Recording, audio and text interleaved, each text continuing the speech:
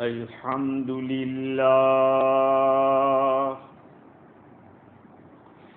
الحمد لله وحده والصلاة والسلام على من لا نبي بعده أما بعد فأعوذ بالله من الشيطان الرجيم بسم الله الرحمن الرحيم وَلَقَدْ وَصَّيْنَا الَّذِينَ أُوتُوا الْكِتَابَ مِنْ قَبْلِكُمْ وَإِيَّاكُمْ أَنِ اتَّقُوا اللَّهَ وَقَالَ تَعَالَى وَمَنْ يَتَّقِ اللَّهَ يَجْعَلْ لَهُ مَخْرَجًا وَيَرْزُقْهُ مِنْ حَيْثُ لَا يَحْتَسِبُ وقال تعالى ومن يتق الله يجعل له من أمره يسرا وقال تعالى ومن يتق الله يكفر عنه سيئاته ويعظم له أجرا صدق الله العظيم وعن أبي ذر رضي الله عنه قال قال لي رسول الله صلى الله عليه وسلم اتق الله حيثما كنت وأتبع السيئة الحسنة تمحوها وخالق الناس بخلق حسن رواه الامام احمد والترمذی والدارمی رحمہم اللہ۔ بزرگوں، پیارے بھائیوں، گزشتہ جمعہ آپ حضرات کی خدمت میں گناہوں کے بارے میں کچھ لفظ کشائی کی تھی۔ آج انہی گناہوں سے بچنے کے بارے میں گفتگو کرنا ہے جس کو تقویٰ کہا جاتا ہے۔ تقویٰ اور پرہیزگاری یہ ایک ایسی چیز ہے کہ اللہ رب العزت کے یہاں اگر کسی کی قیمت ہے تو تقوی کی وجہ سے۔ زیادہ علم والا نہیں، زیادہ عمل والا نہیں، زیادہ مال و دولت والا میں، اگر اللہ کے نزدیک کوئی قیمتی ہے تو وہ تقوی والا ہے۔ ان اکرمکم عند اللہ اتقاکم، تم میں سب سے زیادہ معزز اللہ رب العزت کے یہاں وہ آدمی ہے جو تم میں سب سے پرہیزگار ہے۔ سب سے زیادہ پرہیزگار جو ہوگا وہ اللہ کو زیادہ پسند۔ دنیا کے اندر چاہے روحانی طور پر ہو یا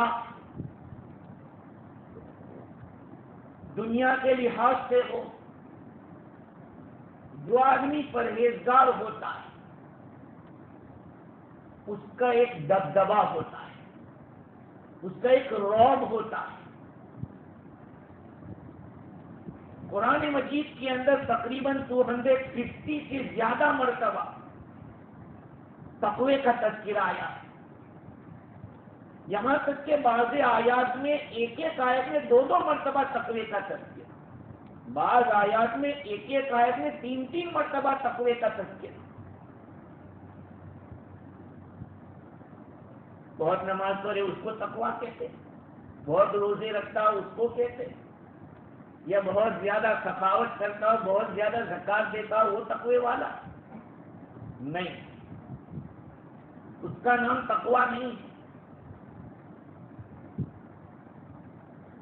تقوی چیز ہی الگ ہے۔ اللہ تعالیٰ نے بار بار حکم دیا اتقوا اللہ، اتقوا اللہ، اللہ سے ڈرو،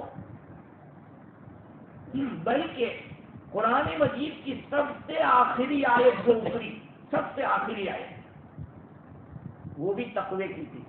وَاتَّقُوا يَوْمًا تُرْجَعُونَ فِيهِ إِلَى اللَّهِ، اور تم تقوی اختیار کرو، ڈرو اس دن سے جس دن تم لوگ لوٹائے جاؤ گے اللہ تعالی کی طرف.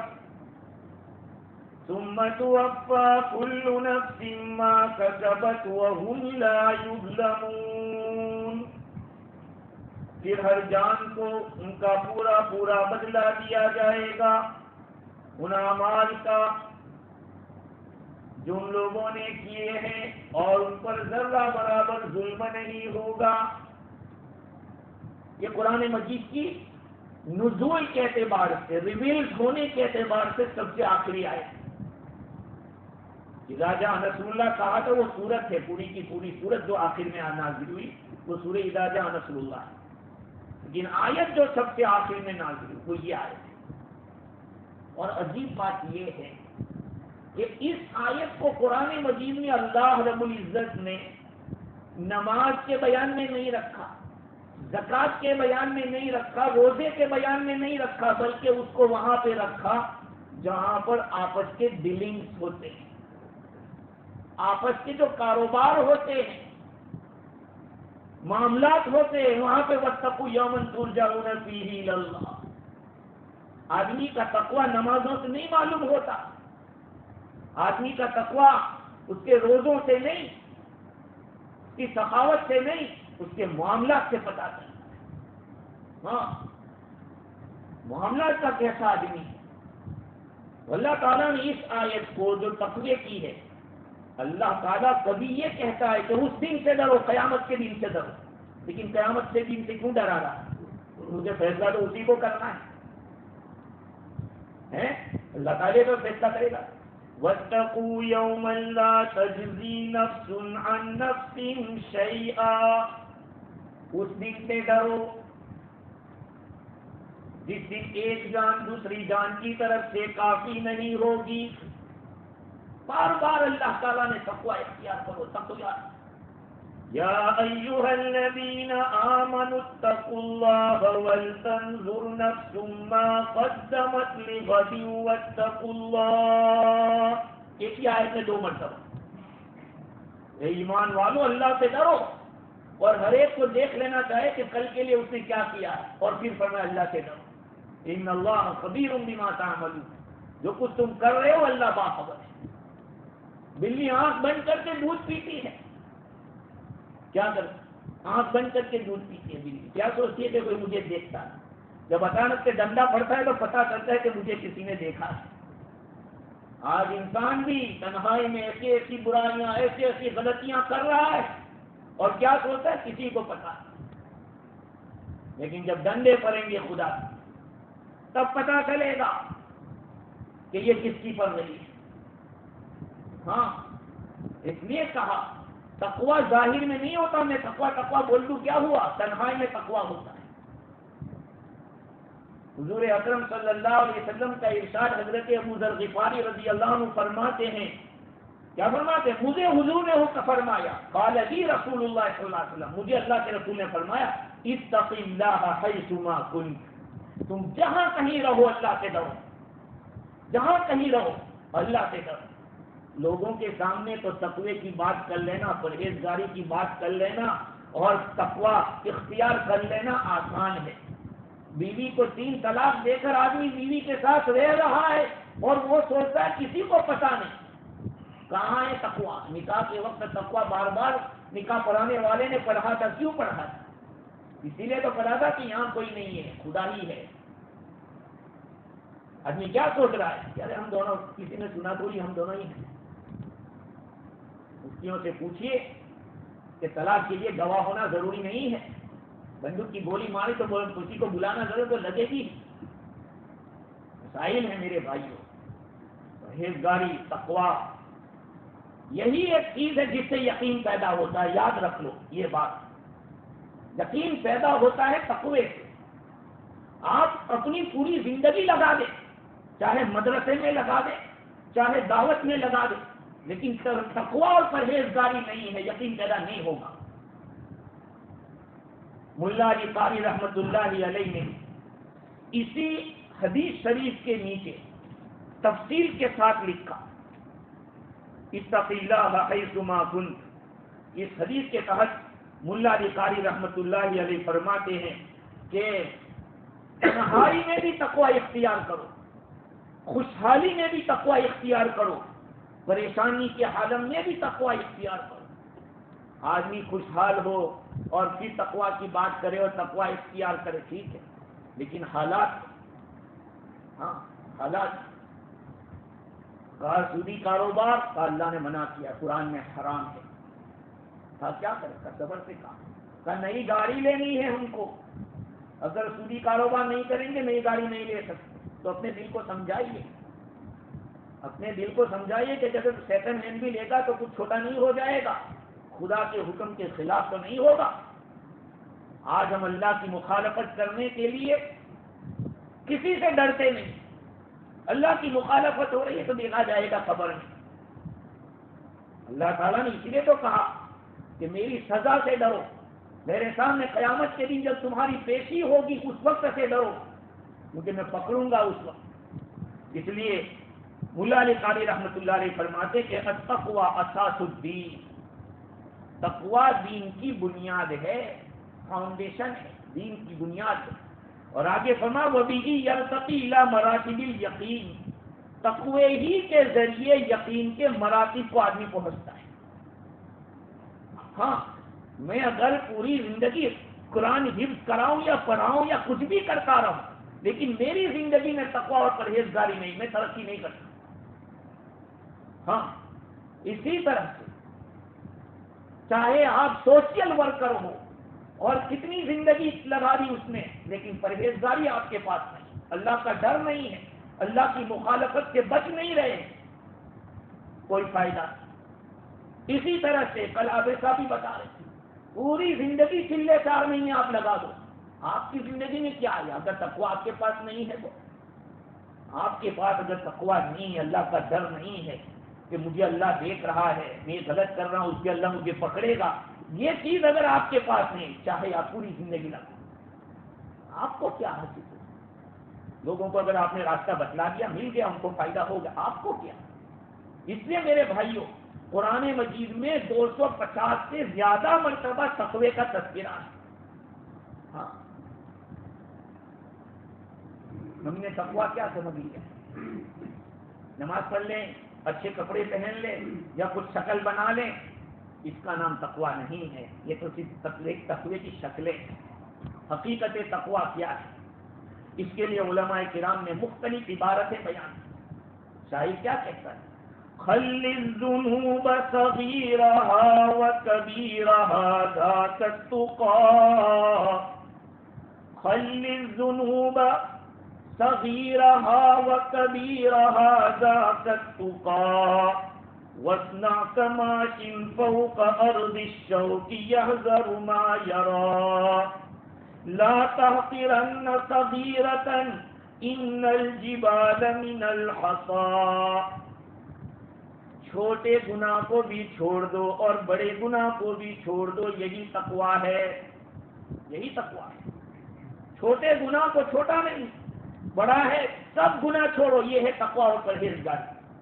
وَاصْنَعْ كَمَاشٍ فَوْقَ أَرْضِ الشَّوْكِ يَحْذَرُ مَا يَرَى، اور اس طرح سے رہو جیسے کہ آپ کانٹے دار زمین کے اوپر چل رہے ہو، جو کچھ بھی دیکھتا ہے اس سے آدمی بچ کے چلتا ہے. کانٹے جہاں لگے ہوئے، خوب کانٹے کا درخت لگے ہوئے، وہاں آپ جاتے تو اپنے کو بچاتے بچاتے چلتے.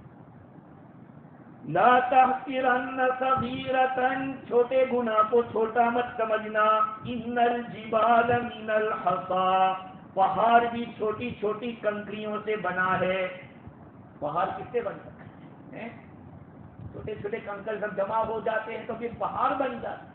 آپ بھی چھوٹے چھوٹے گناہ کو چھوڑتے ایسے کرتے رہیں گے پہاڑ بن جائے. تو حضور نے فرمایا اتق اللہ حیثما کنت، جہاں کہیں تم رہو، تم کوئی بہت بڑے بادشاہ بن گئے ہو تب بھی تقوی ضروری، تم مسجد کے امام بن گئے ہو تب بھی تقوی ضروری، اگر تم کسی کمیٹی میں یا کسی جگہ کے ذمہ دار بنے ہوئے ہو آپ کے اوپر تقوی ضروری ہے.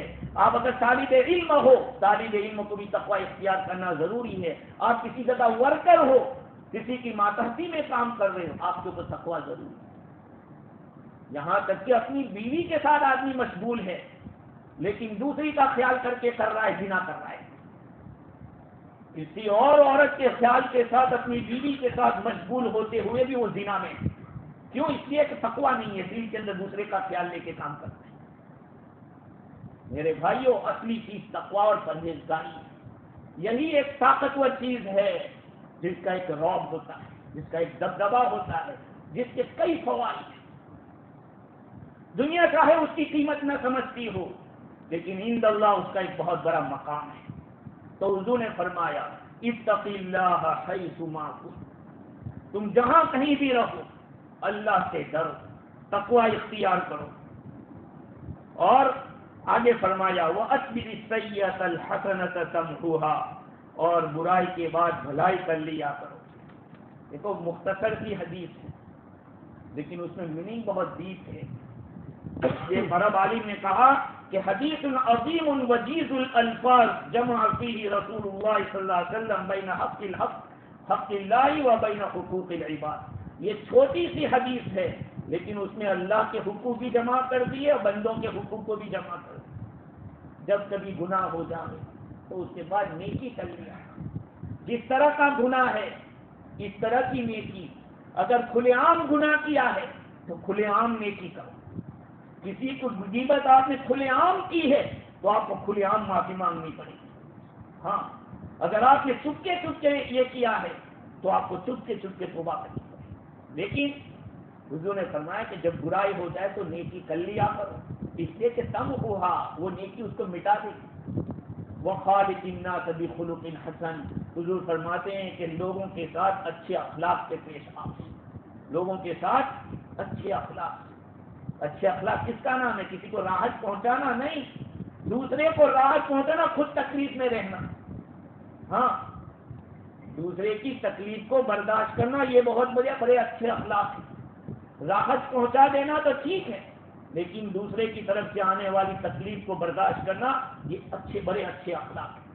خیر تو میں یہ عرض کر رہا کہ تقوی کی تعریف کے بارے میں علماء کرام نے مختلف عبارتیں نقل کی. ابن عباس رضی اللہ تعالیٰ فرماتے ہیں کہ المتقون الذین یحذرون من اللہ وعقوبتہ، بھائی پرہیزگار لوگ وہ ہیں جو اللہ سے ڈرتے، اللہ کی سزا سے ڈرتے. یہ تقوی. اور عمر بن عبدالعزیز رحمۃ اللہ علیہ فرماتے ہیں لیس تقوی اللہ بصیام النہار ولا بقیام اللیل مع تخلیط فیما بین ذلک. کہا کہ تقوی روزے، دن میں روزے رکھنا اور رات کو عبادتیں کرنا اور دوسرے دھندے کرتے رہنا، اس کا نام تقوی نہیں ہے. کیا کہا؟ دن میں روزہ رکھے اور رات کو اللہ کے سامنے کھڑا ہو کے عبادت کرے اور دوسرے دھندے الٹے کرتے ہیں. تجارت حرام کی ہو، لقمے حرام کے کھا رہا ہو، لوگوں کو ستانے کے در پہ ہو، تو پھر یہ کس کام کا بھائی تقوی نہیں ہے. بھائی روزے سے تو تم خدا کو راضی کرنے کی فکر کر رہے ہو، عبادت کر کے اپنا بھلا کرنے کی کوشش کرتے ہو، لیکن مخلوق کو ستانے کا کیا ہوگا؟ ہے تقوی کے اندر پہلی بات تو مخلوق کو نہ ستانا، مخلوق کا فکر کرنا ہے. حسن بصری رحمۃ اللہ علیہ فرماتے ہیں المتقون اتقوا ما حرم اللہ علیہم وادوا ما افترض اللہ علیہم. بھائی تقوی یہ ہے، متقی وہ ہوتا ہے کہ اللہ کی حرام کی ہوئی چیزوں سے بچے اور اللہ کی فرض کی ہوئی چیزوں کو ادا کرے. اس کا نام ہے متقی. وہ متقی یہ نہیں کہا صرف کرو، فرض ہے اسی کو کرتے رہو، نہیں، جو حرام کیا اس سے بھی بچنا ہے. آج ہم نے کچھ چیزوں کو کیا، بہت ساری چیزوں کو چھوڑ دیا. اسی لیے کوئی مفتی صاحب اور مولانا صاحب کے پاس پوچھنے نہیں جاتا کہ ہم یہ کر رہے ہیں وہ صحیح ہے کہ غلط، اس لیے کہ معاملات کو دین کا حصہ ہی نہیں سمجھا.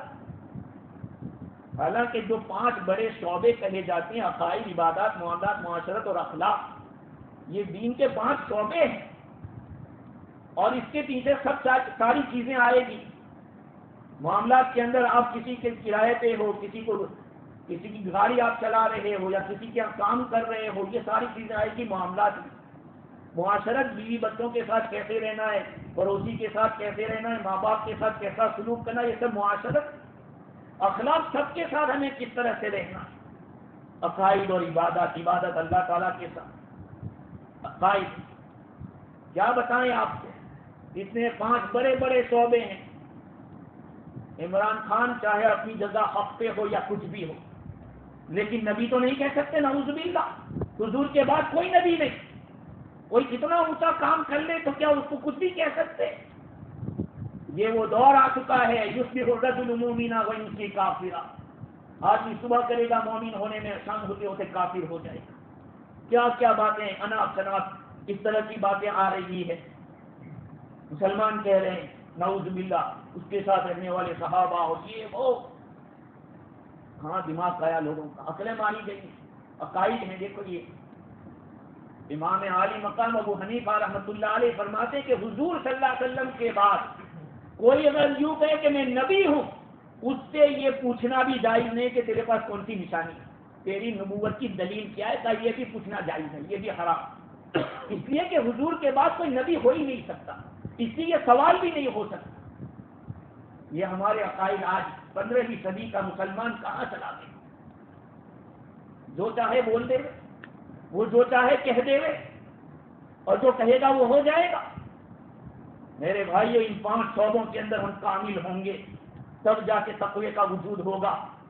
ہاں کچھ کر لینے سے آدمی متقی نہیں ہو جاتا، دھیرے دھیرے آدمی کوشش کرے، روزانہ اپنے آپ کو بدلنے کی فکر کرے۔ حضرت عبداللہ بن مسعود رضی اللہ تعالیٰ عنہ نے اس آیت کریمہ کے تحت یا ایھا الذین آمنوا اتقوا اللہ حق تقاتہ، اے ایمان والو اللہ سے ڈرو جس طرح ڈرنے کا حق ہے، یہ آیت کریمہ۔ اس کے تحت فرماتے ابن مسعود رضی اللہ عنہ کہ ان یطاع فلا یعصى، حق صحیح تقوی یہ ہے کہ اللہ کی اطاعت کی جائے، نافرمانی نہ کی جائے، وَيُذْكَرْ فَلَا يُنْسَى، اللہ کو یاد کیا جائے، اس کو بھلا نہ دیا جائے، وَيُشْكَرْ فَلَا يُكْفَرْ، اور اس کا شکریہ ادا کیا جائے، اس کی ناشکری نہ کی جائے، کہ یہ تقوی ہے۔ اور اس سے بڑھ کے آگے دیکھیں، حضرت علی رضی اللہ تعالیٰ عنہ فرماتے ہیں التقوی الخوف من الجلیل والعمل بالتنزیل والقناعة بالقلیل والاستعداد لیوم الرحیل، یہ ہے تقوی۔ کیا؟ اللہ تعالیٰ سے ڈرنا، جلیل اللہ تعالیٰ کا نام، الخوف من الجلیل اللہ تعالیٰ سے ڈرنا، اور دوسرا العمل بالتنزیل قرآن پہ عمل کرنا، اور تیسرے نمبر پہ والقناعۃ بالقلیل تھوڑے پہ قناعت۔ آج تو اللہ کتنا دے رہے بھی کہا یا کچھ بھی نہیں، جب بھی دیکھو بس حل من مزید، بار بار ایک بات کہی جاتی زکوٰۃ کے نصاب کے بارے میں، لیکن کبھی کوئی یہ الا ماشاء اللہ ایک آدھ دو ہوں گے وہ کہتے بھائی میرے پاس میں صاحب نصاب ہو گیا، باقی اکثر تو یہی کہ آنے۔ اور ہمارا بھی حال یہ ہے کہ ہم یہ نہیں دیکھتے کہ وہ لائق ہے، نہیں، ہمارا تعلق ہے، پلوار ہے، رشتے دار ہے، اس سے ہمیں نقصان کا خطرہ ہے، صاحب کچھ بھی ہو، زکوٰۃ ادا ہو یا نہ ہو، جاؤ دیتے رہو، ہمارا بھی یہی حال ہے۔ خیر، تو تقوی کے جو فوائد ہیں اختصار کے ساتھ تقریباً 10 فوائد ایک کتاب کے اندر میں نے پائے، جس کے اندر سب سے پہلے قرآن مجید کے اندر اللہ رب العزت نے بیان کیا ہے کہ اللہ تعالیٰ تقوی والوں کے ساتھ ہے، متقیوں کے ساتھ اللہ ہے، پرہیزگاروں کے ساتھ اللہ ہے۔ جب اللہ ہوگا تو کیسے اللہ ہوگا؟ اللہ کی مدد ہوگی، اللہ تعالیٰ کی طرف سے سیکیورٹی ہوگی، اللہ تعالیٰ کی طرف سے ہیلپ ہوگی، اللہ تعالیٰ کی محبت ہوگی، اللہ تعالیٰ کی طرف سے توفیق ملے گی۔ کہا یہ اللہ ساتھ ہونے کی دلیل یہ ہے، پرہیزگار کے ساتھ اللہ ہوتا ہے۔ اور اگر اور کوئی پرہیزگار آدمی کی اور کوئی فضیلت نہ ہوتی، صرف یہی فضیلت ہوتی کہ پرہیزگار آدمی کے ساتھ اللہ ہوتا ہے، بس یہی کافی تھا، اور کوئی فضیلت نہ ہوتی کوئی بات نہیں۔ ان اللہ مع الذین اتقوا والذین هم محسنون، بے شک اللہ تعالیٰ ان لوگوں کے ساتھ ہے جو تقوی اختیار کرتے ہیں، اور ان لوگوں کے ساتھ ہے جو اچھے کام کرتے ہیں۔ پرہیزگاروں کے ساتھ اللہ کی معیت، اللہ ساتھ رہتا ہے۔ اور دوسرا فائدہ تقوی کا یہ ہے کہ واللہ یحب المتقین، اللہ تعالیٰ متقی لوگوں سے محبت کرتا ہے، پرہیزگاروں سے اللہ کی محبت، ظاہری بات ہے، اللہ جس سے محبت کر لے اس کا کیا ہوگا، ہیں اللہ اس کو کیسے چمکائے گا۔ اب سوال یہ ہوتا ہے کہ ساتھ کی بات یہ ہے کہ پرہیزگار لوگ چمکاتے اللہ، تو دنیا کے اندر جتنے انبیاء علیہ السلام آئے، اولیاء کرام آئے، ان کے اوپر تو بڑے حالات آئے، تو پھر اب کیا وہ پرہیزگار نہیں تھے؟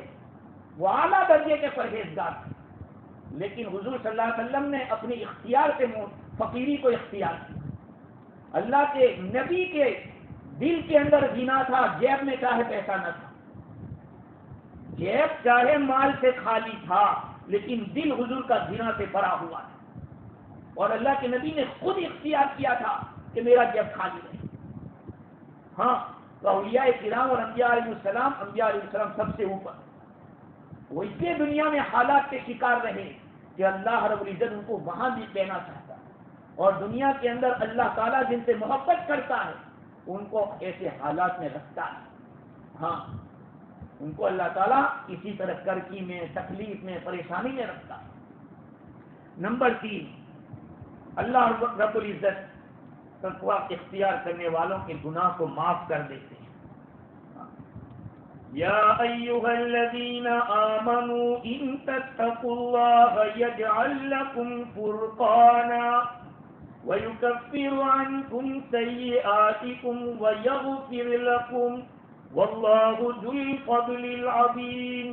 اے ایمان والو، تم اللہ تعالیٰ سے ڈرو گے تو اللہ تعالیٰ تمہیں فرقان عطا فرمائے گا۔ فرقان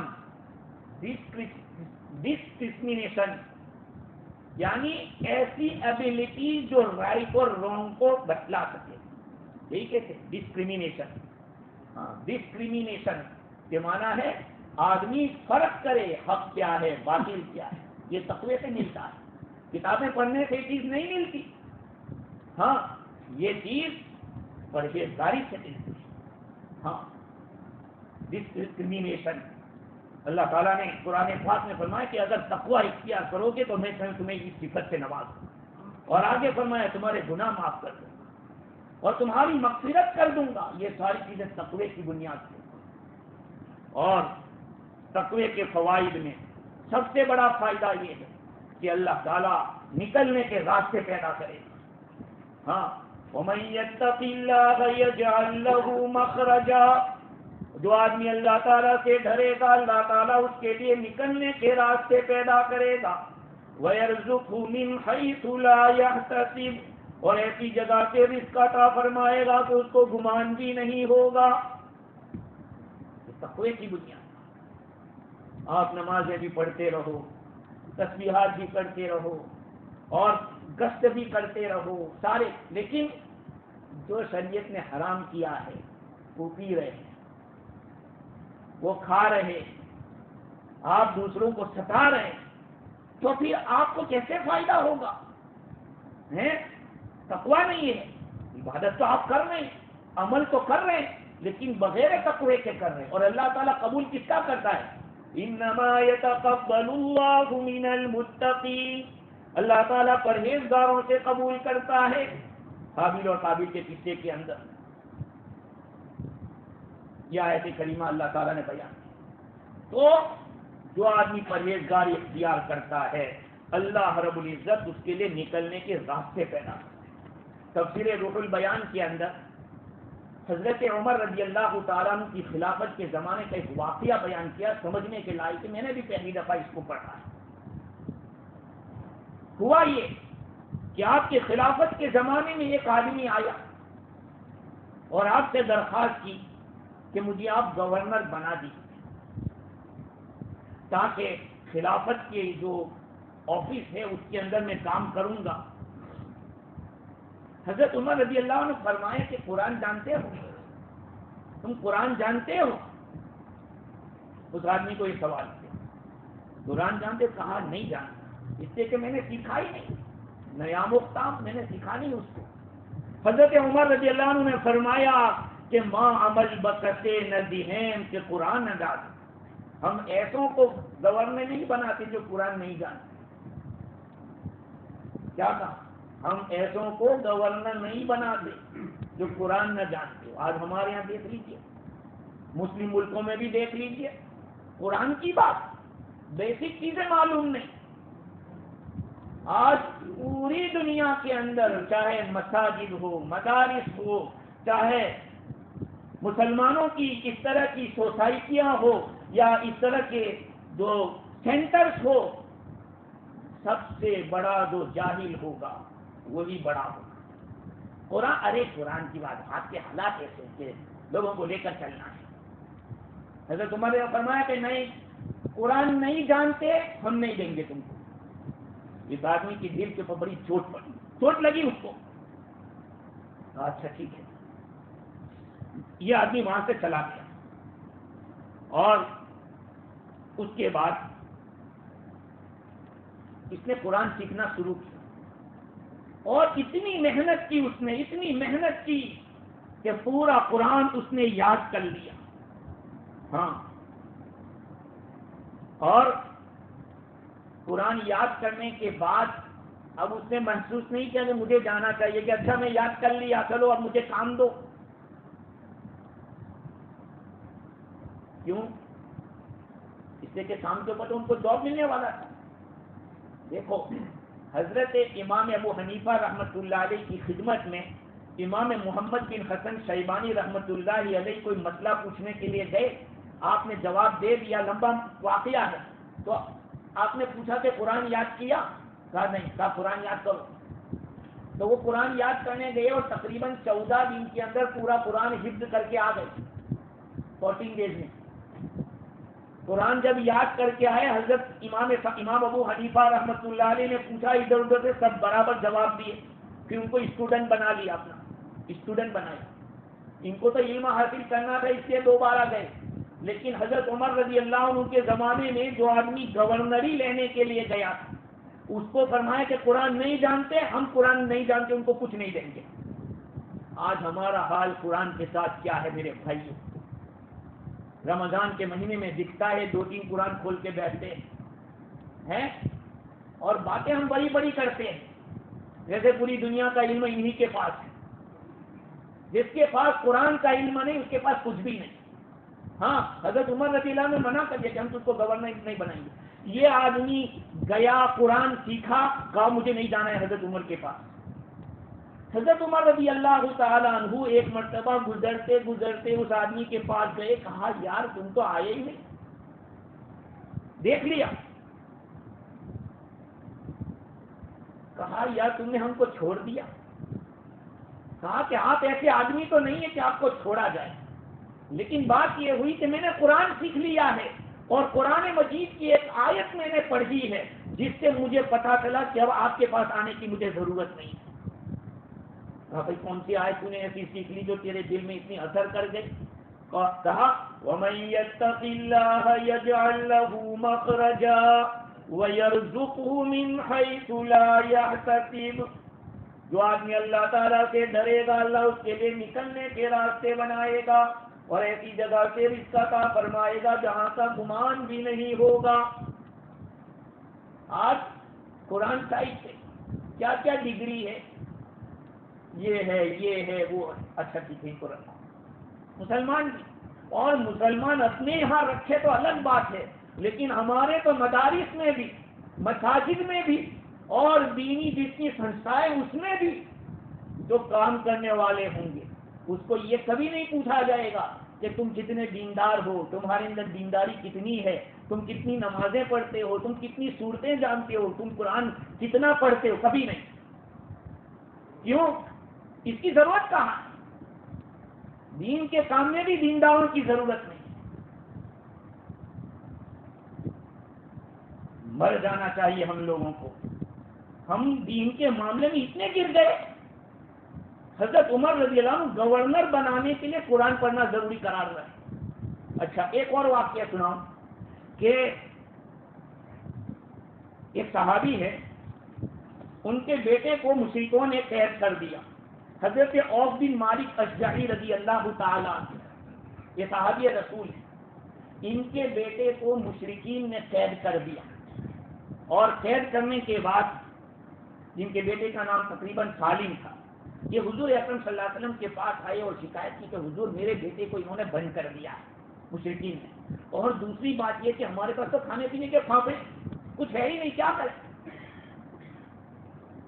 آپ صلی اللہ علیہ وسلم نے فرمایا اتق اللہ واکثر لا حول ولا قوت الا باللہ العلی العظیم، کہا اللہ سے ڈرو، اور دوسرے نمبر پر لا حول ولا قوت الا باللہ العلی العظیم کی تفسیر بار بار پڑھو، روزانہ کی ایک تسبیح پڑھنا چاہیے، لا حول ولا قوت الا باللہ العلی العظیم، اس کی روزانہ ایک تسبیح پڑھو، یہ کرو۔ اس کے بعد یہ اپنے گھر چلے گئے، کچھ ہی وقت گزرا تھا کہ ان کے بیٹے نے دروازہ کھٹکھٹایا، جب دروازے کے اوپر گئے تو دیکھتے کیا ہے، ایک روایت کے مطابق 100 اونٹ لے کر آئے ہو، اور ایک روایت کے مطابق 4000 بکریاں لے کر آ گئے۔ دشمن ان سے تھوڑا غفلت میں پڑا، یہ سارا لے کے نکل کے بھاگ گئے اور اپنے گھر پہنچ گئے۔ دیکھو وَمَن يَتَّقِ اللَّهَ يَجْعَل لَّهُ مَخْرَجًا، جو اللہ سے ڈرے گا اللہ تعالیٰ اس کے لیے نکلنے کے راستے پیدا کرے گا، اور ایسی جگہ سے رزق دے گا جہاں کا گمان نہیں ہوگا۔ یہ حضور اکرم صلی اللہ علیہ وسلم کے پاس گئے، یہ آیت نازل ہوئی، وَمَن يَتَّقِ اللَّهَ يَجْعَل لَّهُ مَخْرَجًا، یہ آیت نازل ہوئی، اور بھی واقعات یہ آیت۔ تو میرے بھائیوں، حضور اکرم صلی اللہ علیہ وسلم کی عادت شریفہ تھی کہ جب کبھی کسی لشکر کو روانہ کرتے، کسی امیر کو کسی کو حاکم مقرر فرماتے، گورنر مقرر کرتے، تو سب سے پہلے وصیت کرتے کہ تقوی اختیار کرنا، اللہ سے ڈرنا۔ جب اللہ سے ڈرتا ہے آدمی تو پھر کوئی کام الٹا نہیں کرتا، اگر کہیں گلی مارنے کا یا ڈنڈی مارنے کا ارادہ ہوتا بھی ہے تو کہا اللہ سے ڈرنا، اللہ مجھے دیکھ رہا ہے۔ ہاں، اللہ تعالیٰ کے یہاں دیکھو، نہ عربی کو اجمی پر، نہ گورے کو کالے پر، کسی کو کوئی فوقیت نہیں، الا بالتقوی، الا بالتقوی حدیث ہے یہ کہ صحیح اگر کسی کو کوئی مقام مل سکتا ہے تو تقوی کی بنیاد پر مل سکتا ہے۔ ان اکرمکم عند اللہ اتقاکم، تم میں سب سے زیادہ معزز اللہ تعالیٰ کے نزدیک وہ ہے جس کے پاس تقوی۔ آج ہمارے پاس یہ چیز نہیں ہے، اللہ تو تقوی والے کو، پرہیزگار آدمی کو زیادہ معزز سمجھے، اور ہم کس کو سمجھے؟